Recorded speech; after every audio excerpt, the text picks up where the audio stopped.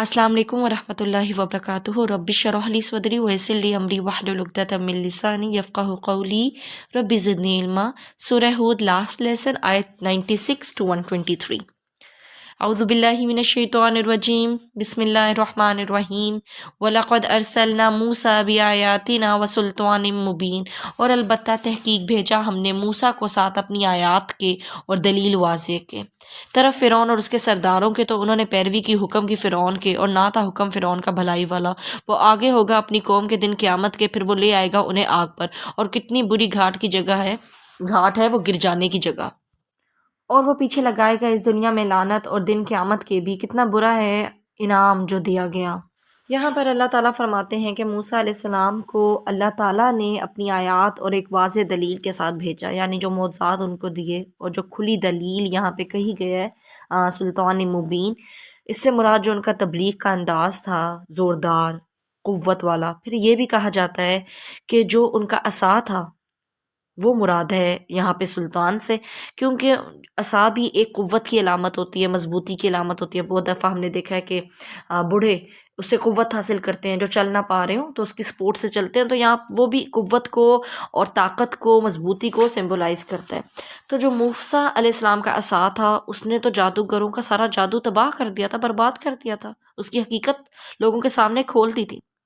और वो कितने ही सांप निकल गया था, वो रस्सियाँ जो सांप लग रही थी उनको निकल गया था, तो और जादूगर सजदे में गिर गए थे। तो वो उसने उनको एक कुव्वत दी थी, एक बहुत बड़ी निशानी थी। तो यहाँ पर सुल्तान मुबीन से मुराद उनका असा भी है। मगर जो उनकी कौम थी उन्होंने हक़ को कबूल ना किया। फ़िरौन ख़ुद भी भटका हुआ था, उसने अपनी कौम को भी भटकाया हुआ था। और जो फ़िरौन था और जो कौम के बड़े बड़े सरदार थे, लीडर्स थे, लोगों ने क्या किया, उसी को फॉलो किया। मूसा अलैहिस्सलाम को छोड़कर उन्होंने फ़िरौन की बात मानी, जबकि उसका जो हुक्म था, उसका जो सिस्टम था, उसका जो निज़ाम था वो दुरुस्त नहीं था, वो हदायत वाला नहीं था, वो बिल्कुल भी समझदारी वाला नहीं था। लेकिन फिर भी उसको फॉलो किया गया, और जो नबी थे उनको छोड़ दिया गया। तो कहा गया कि क़यामत के दिन जिस तरह लोगों ने दुनिया में फ़िरौन को फॉलो किया था ना, तो क़यामत के दिन भी इसी तरह फ़िरौन जो है वो आगे आगे होगा, और उसकी कौम उसके पीछे होगी। वो खुद भी जहन्नम में गिरेगा, और वो अपने साथ लोगों को भी जहन्नम में गिराएगा। खुद भी, क्योंकि वो दुनिया में गुमराह था, और उसने लोगों को भी गुमराह किया था, और लोग उन्होंने दुनिया में भी उसको ब्लाइंडली फॉलो किया था। तो इसी तरह क़यामत के दिन भी लोग उसी को फॉलो करेंगे, और जैसे वो जहन्नम में जा गिरेगा तो ये भी जा गिरेंगे। और वैसे भी जिन लोगों को हम दुनिया में फ़ॉलो करते हैं, जिनसे हम मोहब्बत करते हैं, जिनका साथ हमें अच्छा लगता है, क़यामत के दिन हम उन्हीं लोगों के साथ उठाए जाएंगे। क्योंकि सहाबा कराम को जब आप सल्लल्लाहु अलैहि वसल्लम की एक हदीस का मफ़हूम है कि जब उन्होंने बताया था कि जिनके साथ तुम मोहब्बत करते हो तुम उन्हीं के साथ उठाए जाओगे, तो सहाबा कराम तो बहुत खुश हुए थे, क्योंकि उनको पता था कि वो तो सच्चे दिल से आप सल्लल्लाहु अलैहि वसल्लम से मोहब्बत करते हैं। तो इसका मतलब है क़यामत के दिन वो नबी पाक सल्लल्लाहु अलैहि वसल्लम के साथ होंगे। तो दुनिया में हम जिनको फॉलो करते हैं, जिनकी मोहब्बत हमारे दिल में है, जिनको बात को हम अहमियत देते हैं अल्लाह ताला की बात के आगे, तो हम उन्हीं लोगों के साथ उठाए जाएंगे। तो यही अंजाम होगा फ़िरौन का भी और उसके साथियों का भी। और फिर ये कि उस पर दुनिया में भी लानत हुई और क़यामत के दिन भी लानत, यानी दुनिया में भी एक रुस्वा को अज़ाब आया। जो लोग उसको फॉलो कर रहे थे, जब दुनिया में अज़ाब आया, जब वो खुद डूबा, तो पीछे सारी कौम को भी उसने डुबो डाला। तो इसी तरह दुनिया में भी उस पर लानत थी, वो जलील हुआ, वो रुस्वा हुआ, और आखिरत में भी ऐसे लोगों का क्या है, यही अंजाम है। फिर आगे अल्लाह ताला फरमाते हैं, ये कुछ ख़बरें हैं बस्तियों की, हम बयान करते हैं उन्हें आप पर। उनमें से हैं कुछ कायम और कुछ जड़ से कट चुकी हैं। और नहीं जुल्म किया हमने उन पर, लेकिन उन्होंने जुल्म किया अपने नफ्सों पर। तो ना काम आए उन्हें इलाह उनके, जिन्हें वो पुकारते थे सवाए अल्लाह के कुछ भी, जब आ गया हुक्म आपके रब का। और उन्होंने ज़्यादा किया उन्हें सवाए हलाकत के, और नहीं उन्होंने ज़्यादा किया उन्हें सवाए हलाकत के। यानी आप सल्लल्लाहु अलैहि वसल्लम को ये जो बस्तियों की ख़बरें बताई जा रही, ज़ाहिर बात है आप सल्लल्लाहु अलैहि वसल्लम तो गैब का इल्म नहीं जानते थे, अल्लाह ताला ही बता रहे थे। तो अब उनमें से कुछ बस्तियां तो ऐसी हैं ना, जिनकी इमारतें भी तबाह हो गई, लोग भी तबाह हो गए, बिल्कुल ख़त्म हो गई, जैसे वहाँ कभी कोई बसा ही नहीं। और कुछ बस्तियां तो ऐसी हैं कि जिनकी इमारतें तो कायम हैं, लेकिन बंदे जो हैं वो बिल्कुल तबाह बर्बाद हो गए। तो ये दोनों जो तरह की बस्तियां, उनको अल्लाह ताला ने इंसानों की इबरत के लिए क्या कर दिया, निशानी बना दिया। اور کہا گیا کہ اللہ تعالیٰ نے ان پر کوئی ظلم نہیں کیا، کیونکہ اللہ کسی پر ظلم نہیں کرتا، انہوں نے خود اپنے نفسوں پر ظلم کیا، اور ان کا ظلم کیا تھا؟ اللہ تعالیٰ کی نافرمانی، اللہ تعالیٰ کے ساتھ شرک کرنا، الہ بنانا۔ مگر کیا ہوا؟ وہ الہ ان کے کام نہ آئے، انہوں نے اللہ کے عذاب سے، اللہ کی پکڑ سے ان کو نہیں بچایا۔ جن کو وہ اللہ کو چھوڑ کر پکارتے تھے، تو جب اللہ تعالیٰ کا حکم آیا، عذاب کا پکڑ ہوئی، تو کوئی بھی ان کو بچا نہ سکا۔ عبادت کا فائدہ تو یہ ہوتا ہے نا کہ آپ کسی کی رحمت میں آ جائیں، جس کی آپ نے عبادت کی ہے، آپ کو فائدہ حاصل ہو، عبادت سے آپ کو آرام ملے، سکون ملے، رحمت ملے۔ مگر جن کی انہوں نے عبادت کی، انہوں نے ان کو صرف کیا دی؟ خسارہ۔ کیا دیا؟ صرف تباہی، بربادی۔ اسی لیے یہاں پہ فرمایا گیا نا، اور نہیں انہوں نے زیادہ کیا انہیں سوائے ہلاکت کے، یعنی ان کی عبادت کرنے سے تو ان کے نصیب میں کیا ہوئی؟ صرف ہلاکت ہی ہوئی، دنیا میں بھی اور آخرت میں بھی۔ پھر اور آگے اللہ تعالیٰ فرماتے ہیں، اور اسی طرح پکڑ ہے آپ کے رب کی جب وہ پکڑتا ہے بستیوں کو جب کہ وہ ظالم ہوتی ہیں، بے شک پکڑنا اس کا دردناک ہے، شدید ہے۔ یعنی جو کوئی بھی ظلم کرے گا تو اللہ تعالیٰ اس کو اسی طرح پکڑیں گے، کیونکہ اللہ تعالیٰ ظالموں کو اسی طرح پکڑتے ہیں۔ اور جب ظالموں کو ڈھیل دی جاتی ہے، ان کو ایک مہلت دی جاتی ہے، اور اللہ تعالیٰ کی طرف رجوع نہیں کرتے، تو پھر جب اللہ تعالیٰ ان کو پکڑتے ہیں تو اللہ تعالیٰ کی پکڑ کیسی ہے؟ علیم شدید، دردناک ہے اور شدید ہے۔ آگے فرمایا، بے شک اس میں البتہ ایک نشانی ہے اس کے لیے جو ڈرے عذاب سے آخرت کے، یہ ہے دن جمع کیے جائیں گے اس کے لیے لوگ، اور یہ ہے دن حاضری کا۔ یعنی یہ تو نصیحت کی باتیں ہیں، نشانی ہے ان لوگوں کے لیے جو اللہ تعالیٰ سے ڈرتے ہیں، کہ اگر دنیا میں اللہ تعالیٰ اتنی شدید پکڑ رکھ سکتے ہیں، اتنا شدید عذاب دے سکتے ہیں، تو آخرت کا عذاب تو بہت زیادہ دردناک ہوگا۔ اور اس دن، وہ دن کیسا ہوگا جس دن لوگوں کا عذاب دیا جائے گا؟ جمع کیے جائیں گے لوگ ہر جگہ سے، کوئی جہاں کہیں بھی ہے، دنیا کے جس بھی کونے پہ ہے، جو کوئی ابھی فوت ہوگا، جو کوئی صدیوں پہلے فوت ہوا یا صدیوں بعد فوت ہوا، وہ بھی وہاں پر جمع کر دیا جائے گا، بڑا چھوٹا ہر کوئی، اور ہر ایک کی حاضری لگے گی، ہر ایک کی اٹینڈنس لگے گی وہاں پر، کوئی بچ نہیں سکے گا، کوئی اللہ تعالیٰ سے چھپ نہیں سکے گا، اور اپنی نظروں سے، اپنی نگاہوں سے قیامت کے دن کی حقیقت، قیامت کے دن کے واقعات ہر کوئی دیکھے گا، ہر کوئی وہاں پہ حاضر ہوگا، جو ہوگا وہ سب کے سامنے ہوگا۔ آگے اللہ تعالیٰ فرماتے ہیں، اور نہیں ہم مؤخر کر رہے اسے مگر ایک مدت کے لیے گنی چنی، یعنی اس کا ایک ٹائم ہے۔ اللہ تعالیٰ چاہے تو وہ وقت تو ابھی آ جائے، قیامت ابھی آ جائے، لیکن اللہ تعالیٰ نے اس کا ایک وقت رکھا ہوا ہے، اس لیے اس کو ڈیلے کیا جا رہا ہے کہ اس کا ایک فکس ٹائم ہے۔ اور پھر جس دن وہ آ جائے گا، اس دن کیا ہوگا؟ آگے اللہ تعالیٰ نے فرمایا، جس دن وہ آ جائے گی، نہ کلام کرے گا کوئی نفس مگر اس کے اذن سے، تو ان میں سے کوئی بدبخت ہوگا اور کوئی نیک بخت ہوگا۔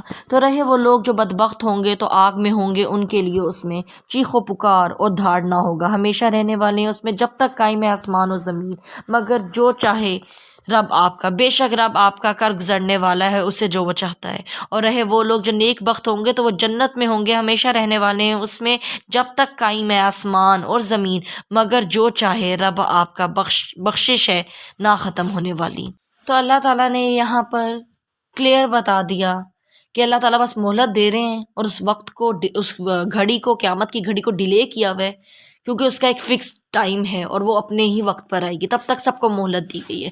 تو وہ دن ایسا ہوگا کہ جس دن کوئی بھی کلام نہیں کر سکے گا، سب کی بولتی بند ہو جائے گی، اس دن کی وحشت، اس دن کی گھبراہٹ سے۔ 800 لوگ دین پر عمل نہ کرنے کے لیے بہت ساری باتیں بنا لیتے ہیں، بہت سارے بہانے ہیں ہمارے پاس، ہم مذاق اڑاتے ہیں دین کا، دین کی باتوں کا، اللہ تعالیٰ کے احکامات کا، دین والوں کا، اپنے گناہوں پر ہم دلیلیں دیتے ہیں، ہم ڈھٹائی دکھاتے ہیں۔ تو اس دن کیا ہوگا؟ سب کی بولتی بند ہو جائے گی اور سب خاموش ہو جائیں گے، اور پھر جس کو اللہ تعالیٰ اجازت دے گا صرف وہی بول سکے گا۔ پھر 2 طرح کے لوگ ہوں گے اس دن، کچھ بدبخت اور کچھ نیک بخت۔ بدبخت وہ لوگ جنہوں نے برائی کی، جنہوں نے گناہ کیا، اللہ تعالیٰ کے ساتھ شرک کیا، اللہ تعالیٰ کی نافرمانی کی، اللہ تعالیٰ نے جن باتوں سے روکا تھا انہوں نے وہی کام کیے، تو ان کا ٹھکانہ کیا ہے؟ آگ۔ اور وہاں پہ اللہ تعالیٰ نے کیا بتایا؟ کیا ہوگا؟ چیخ و پکار ہوگی اور دھاڑنا ہوگا، اور وہ ہمیشہ اس میں رہیں گے۔ اور یہ چیخ و پکار کیوں ہوگی؟ یہ رونا چیخنا کیوں ہوگا؟ درد سے، عذاب سے، غم سے، دکھ سے، حسرت سے، اس وجہ سے یہ رو رہے ہوں گے۔ اور پھر ایک تو یہ کہ انسان خود رو رہا ہے اونچا اونچا، وہ تکلیف میں ہے، اور ایک یہ کہ اس کے ارد گرد جتنے لوگ ہیں وہ سب بھی چیخ رہے ہیں، رو رہے ہیں، تو کیسا ایک دردناک اور ایک بے چینی والا ماحول ہوگا جہنم کا، سکون نہیں ہوگا۔ اور یہی پھر ان کی ہمیشہ کی زندگی ہوگی۔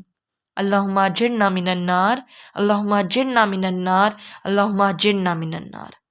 اور وہ لوگ جو اللہ تعالیٰ کے اطاعت گزار تھے، اللہ تعالیٰ کے فرما بردار تھے، ان کا ٹھکانہ کیا ہوگا کہ وہ نیک بخت ہوں گے اور وہ جنت میں رہیں گے ہمیشہ۔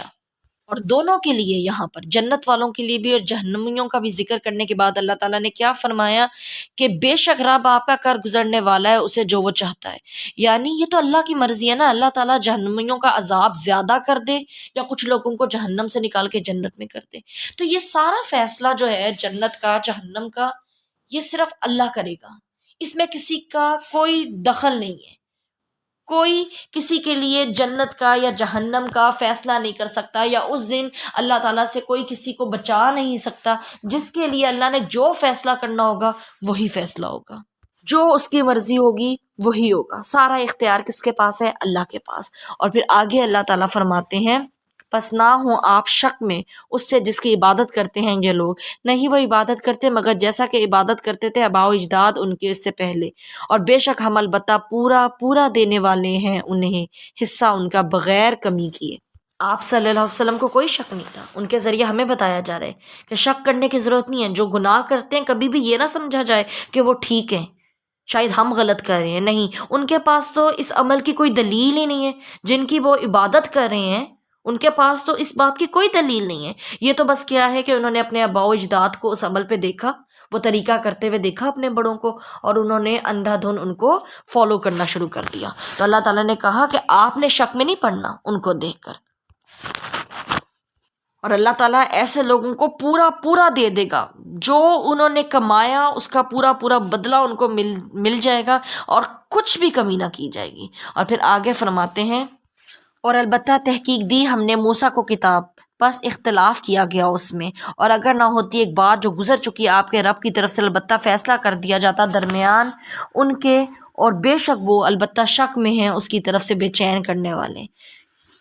یعنی موسیٰ علیہ السلام کو کتاب دی گئی اور لوگوں نے اس میں اختلاف کیا، تو اللہ تعالیٰ نے بتایا کہ اگر نہ ہوتی ایک بات جو گزر چکی، یعنی اگر سزا کا جزا کا ایک وقت مقرر نہ ہوتا تو ان کو تو کب کی سزا دی جاتی۔ اور یہ جو کتاب میں اختلاف کرنا ہے نا، یعنی ٹیڑھا پن تلاش کرنا، اپنی مرضی کے معنی نکال لینا، اپنی خواہش کے مطابق بات کو چینج کر دینا، مطلب خود کو تو تبدیل نہیں کرنا لیکن قرآن کے معنی کو، اس کی تفسیر کو تبدیل کرنے کی کوشش کرنا، آؤٹ آف کانٹیکسٹ بات کرنا، یا آدھی آیت پڑھنا، آدھی آیت کو کوٹ کرنا اور پوری بات چھپا لینا، اصل معنی نہ بتانا، یہ ہوتا ہے کتاب میں اختلاف کرنا۔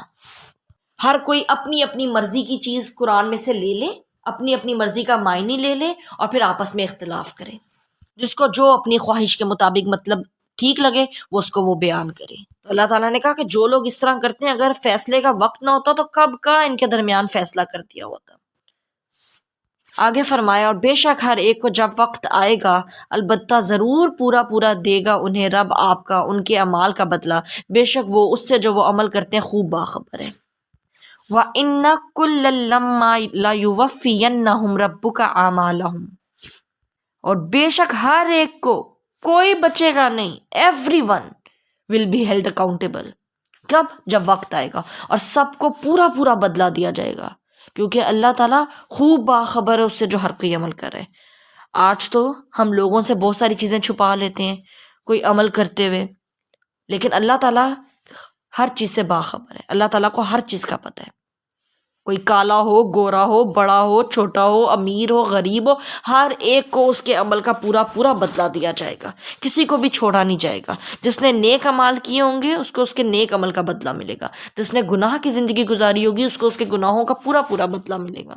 بڑی تاکید سے یہ بات کی گئی ہے، لا یوفینہم، البتہ ضرور، اس میں تو کوئی شک ہی نہیں ہے، ہو کر رہے گا یہ۔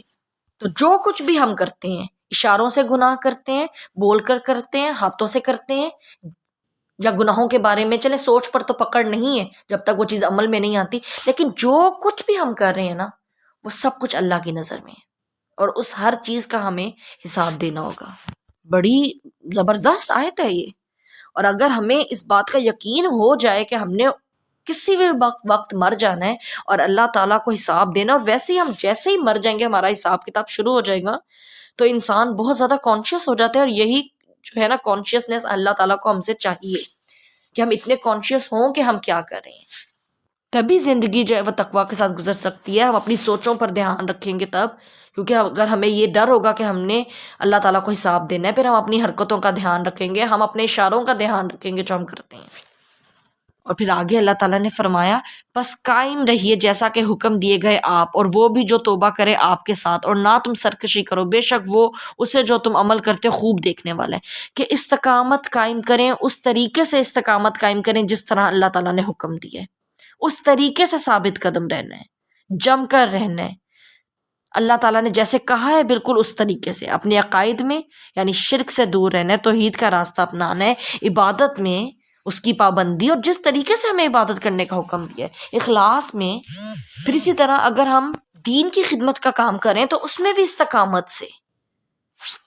اور ایسے ہی آپ صلی اللہ علیہ وسلم نے کیا نا، پورا پورا حکم آگے پہنچایا، کچھ چھپایا نہیں، لوگوں سے ڈرے نہیں، حق کو حق بولا. اور یہی ہمارے لیے بھی ہے، اور یہ حکم پھر سب کے لیے ہے، صرف آپ صلی اللہ علیہ وسلم کے لیے نہیں ہے. جو کوئی پھر اس راہ پر چلنا چاہتا ہے اس کو استقامت قائم کرنی پڑے گی. اور پھر آگے جو یہ کہا گیا کہ نہ تم سرکشی کرو، یعنی حد سے نہیں بڑھنا، جس طریقے سے عبادت کا کہا گیا اسی طریقے سے کرنا ہے، اعتدال کے ساتھ. اللہ پر ایمان، رسول صلی اللہ علیہ وسلم سے محبت، اس میں غلوف نہ ہو. اعتدال سنت کے راستے میں، آپ صلی اللہ علیہ وسلم کی جو سنت ہے اس میں ہے اعتدال، اور اسی طریقے سے اگر ہم عمل کریں گے، اس چیز کو فالو کریں گے تو ہم اعتدال کے راستے پہ ہوں گے. اگر ہم حد سے بڑھ جائیں گے، اس کے اندر اپنی مرضی شامل کر لیں گے تو یہ غلط ہے، یہ اللہ تعالیٰ کو نہیں چاہیے ہم سے. پھر آگے یہ بتا دیا کہ بے شک وہ اسے جو تم عمل کرتے ہو خوب دیکھنے والا ہے، کہ اللہ تعالیٰ دیکھ رہا ہے کہ تم کیا کر رہے ہو، اللہ کے حکم کے مطابق عمل کر رہے ہو یا نہیں. اور پھر آگے فرمایا اور نہ تم جھکو مائل ہو طرف ان کے جنہوں نے ظلم کیا، ورنہ چھو لے گی تمہیں آگ، اور نہیں ہوگا تمہارے لیے سوائے اللہ کے کوئی دوست، پھر نہ تم مدد دیے جاؤ گے. کہ اگر تم ان لوگوں کی طرف مائل ہو جاؤ گے، یا ان کا رویہ، یا ان کا طریقہ اختیار کر لو گے جو ظالم ہیں، جنہوں نے ظلم کیا، تو پھر تمہیں بھی آگ چھوئے گی. اگر کوئی ظلم کرنے والا ہے، شرک کرنے والا ہے، یا دوسروں کے ساتھ زیادتی کرنے والا ہے، اور انسان اس نے خود تو ظلم نہیں کیا لیکن وہ کسی ظالم کا ساتھ دے رہا ہے، مظلوم کا ساتھ نہیں دیتا، تو کیا ہے، تب بھی اس کو سزا ملے گی. کیونکہ جب آپ کسی ظالم کا ساتھ دے رہے ہیں تو اس کا مطلب کیا ہے کہ آپ نے حق کو چھوڑ دیا، تو پھر یہ تو استقامت نہ ہوئی. تو جب آپ استقامت پر رہ کر آپ نے عمل ہی نہیں کیا، استقامت نہیں رکھی آپ نے، کیونکہ پیچھے تو اللہ نے یہ حکم دیا، تو پھر آپ کو سزا ملے گی. کمی کی ہے اللہ کے حق میں یا لوگوں کے حق میں، تو ایسے لوگوں کی طرف مائل بھی نہیں ہونا. کفار مکہ آپ صلی اللہ علیہ وسلم سے کہتے تھے نا کہ آپ ایک دفعہ صرف ہمارے بتوں کے سر پر ہاتھ رکھ دیں تو ہم آپ سے جھگڑا ختم کر دیں گے. اللہ تعالیٰ نے کہا نہیں، یہ بھی نہیں کرنا. کچھ چیزیں ایسی ہوتی ہیں کہ ان کی طرف جھکنا بھی نہیں، ان کی طرف جانا بھی نہیں، ورنہ انجام کیا ہے، آگ. اور پھر اللہ تعالیٰ نے بتا دیا کہ نہیں ہوگا تمہارے لیے سوائے اللہ کے کوئی دوست اور کوئی مددگار. ظلم کرو گے، ظالم کا ساتھ دو گے، اس کے طریقے کو اپناؤ گے، تو کوئی دوست اور مددگار نہیں ہوگا جو اللہ تعالیٰ کی پکڑ سے بچا سکے.